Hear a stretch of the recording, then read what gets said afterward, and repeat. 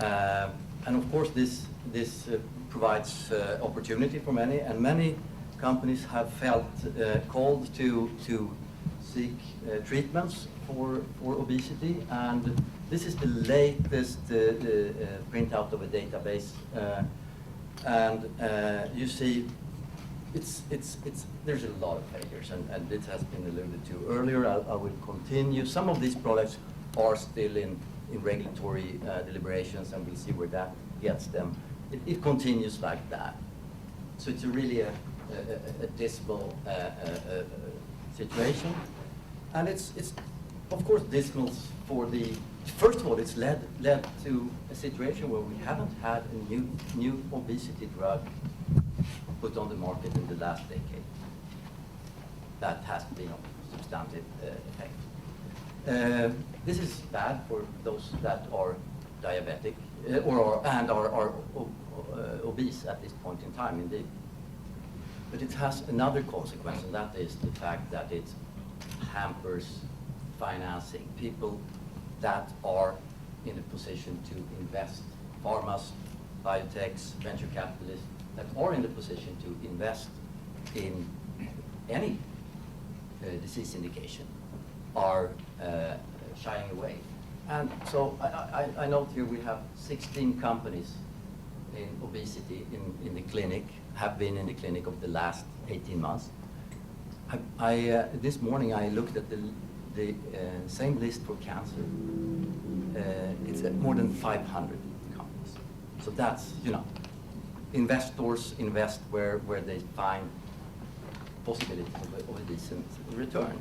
And that boils back to likelihood of success, I guess. And there's a lot of unknown biology around obesity and how it relates to behavior and so on. And I think the panel will cover a lot of that. So there is a huge need of innovation. I would say both medical, biological innovation, but also regulatory innovation that has been alluded to earlier.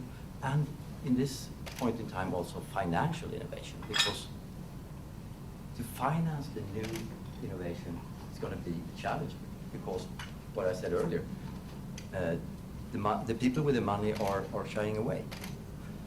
However, there are some that are looking into this market and haven't given up. And I think this is where we will see where I hope we will see the future therapies for obesity and diabetes. And I think a lot of it, like Martin said, a lot of it will come out of biotechs that are willing to take the risk. And I put NGM first. Alex will talk after me, I believe, about them, and I can disclose that we are lead investors in that company. So, and you will hear a lot more about that. I will not bore you with all the approaches that various biotechs are taking to addressing the biology of obesity. I'm just wanted to create or give you the picture that there's actually a lot going on in the early phases in the lab benches around it in biotech. Various approaches of varying quality, and we'll see what pans out in the long run. I think we should not forget the two last, which sort of may be forgotten. I think the whole notion of involving medical technology, medical devices is not that's an avenue that may deliver really good results, and it already has with the lap band and gastric banding that we heard about earlier. Also, prevention of diabetic complication is a whole field in its own right, where we might see shorter term good outcomes. And to be fair, I've also put a couple of programs that are driven by larger companies, not to say that all is coming out of the biotech industry.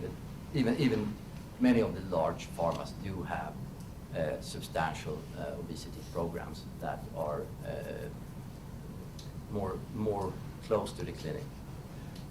So that's also what I had to say. I'd be happy to take discussion, questions later.